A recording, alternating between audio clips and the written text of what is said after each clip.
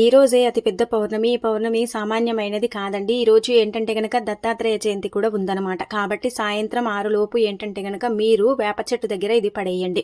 ఇలా పడేస్తే కటిక దరిద్రుడు కూడా కుబేరుడవుతాడు. అలానే కాకుండా మీ దరిద్రాలన్నీ కూడా పోతాయి. అద్భుతమైన ఫలితాలు వస్తాయి. మీ జీవితం మారిపోతుంది. ఎందుకంటే వేప చెట్టుని దేవతా వృక్షంగా పరిగణిస్తారు. కాబట్టి వేప చెట్టు దగ్గర ఇది పడేయటం వల్ల అయితే మంచి ఫలితం ఉంటుందన్నమాట. మన జీవితంలో మనకేంటంటే గనక అనేక రకాలుగా కూడా సమస్యలు వస్తూ ఉంటాయి. దానికి తోడు ఏంటంటే గనక దరిద్రం అనేది కూడా ఉంటుంది. దరిద్రం ఉన్నప్పుడు ఏంటంటే గనక మనం ఏ పని చేసినా మనకేంటంటే కలిసి రాదు కదండి. మనం చాలా బాధపడిపోతూ ఉంటాం కదా.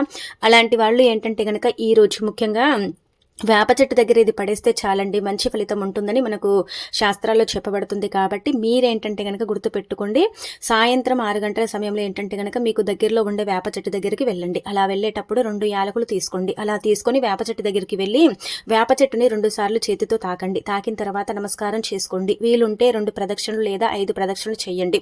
అలా చేసిన తర్వాత ఏంటంటే కనుక మీ దరిద్రాలన్నీ కూడా పోవాలని మీరేంటంటే కనుక కుడి చేతిలో 2 యాలకులు పట్టుకోండి. యాలకులు ఏంటంటే కనుక చక్కగా ఉండేలాగా చూసుకోండి.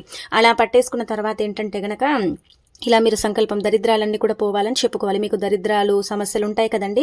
అలా ఏంటంటే గనక వాటి గురించి చెప్పుకొని తల చుట్టూదా 11 సార్లు తిప్పి ఆ యాలకాయలను ఏంటంటే గనక వేప చెట్టు దగ్గర పడేసి ఇంకా వెనక్కి తిరిగి చూడకుండా వచ్చేయండి. ఇలా కనుక చేసుకుంటే ఖచ్చితంగా మార్పు ఉంటుంది. వేప చెట్టు దేవతా వృక్షంగా పరిగణిస్తారు. కాబట్టి వేప చెట్టు దగ్గర ఇది పడేయటం వల్ల మనకేంటంటే గనక మంచి జరుగుతుంది.